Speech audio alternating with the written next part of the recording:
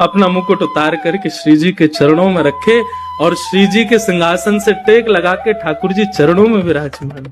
स्वयं द्वारिकाधीश अपने कर कमलों से श्री जी के मुखमंडल को अपनी ओर करते हैं और किशोरी जी को मुखमंडल देखा और जैसे किशोरी जी का मुख अपनी ओर किया, श्री जी के नेत्र ठाकुर जी के नेत्रों से मिले। अब श्री जी भी अपने सिंहासन से उतर करके नीचे विराजमान हो गए और विराजमान होकर के कहती हैं, श्याम सुंदर 100 वर्ष की प्रतीक्षा के बाद आए हो, कछु दोगे नहीं मुकु? ठाकुर जी बोले, जो मांगूंगी सो देंगे, आप आज्ञा करो एक बार, कहा चाहिए? बोले, जादन आप ब्रज छोड़ करके गए, हमसे एक वचन लेकर के गए कि हे श्यामाजू, एक अश्रु बिंदु भी यदि पृथ्वी पर गिरा तो मैं अपनी लीला उसी समय संवरित करके प्रस्थान कर जाऊंगा। यदि आप चाहती हैं कि आगे की लीला संवरण हो, आगे की लीला व्यवस्थित चले, तो आप मुझे वचन दीजिए कि एक अश्रु बिंदु भी आपके नेत्रों से नीचे पृथ्वी पर गिरना नहीं चाहिए। प्रलय आ जाएगा, पृथ्वी रसातल में चली जाएगी।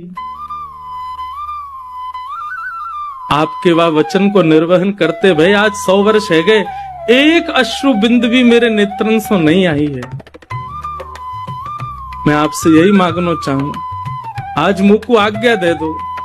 वो जो हृदय में सागर, वो जो हृदय में तालाब नदी बन चुका है और नदी के भाव से अब सागर बन चुका है, वाकु अब यहां से प्रस्थान करन दो।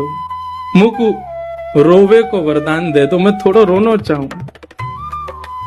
100 वर्षन से 2 कार्य श्री जी ने नहीं किए, एक तो सोई नहीं है, दूसरे नेत्रों से एक अश्रु बिंदु भी प्रकट नहीं किया।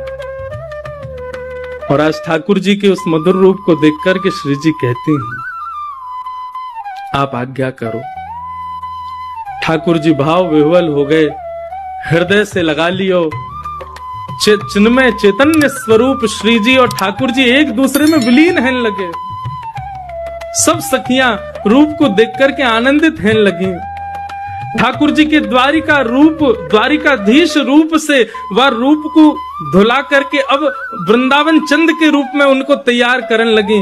टेढ़ो पाग, टेढ़ो से मुकुट सिर पर धारण करायो, कारी कमरी पहनाइए, हाथन में शंख चक्र गदा पद्म थे, 2 भुजा वाले ठाकुर जी है गए, कर में मुरली पधरा दई।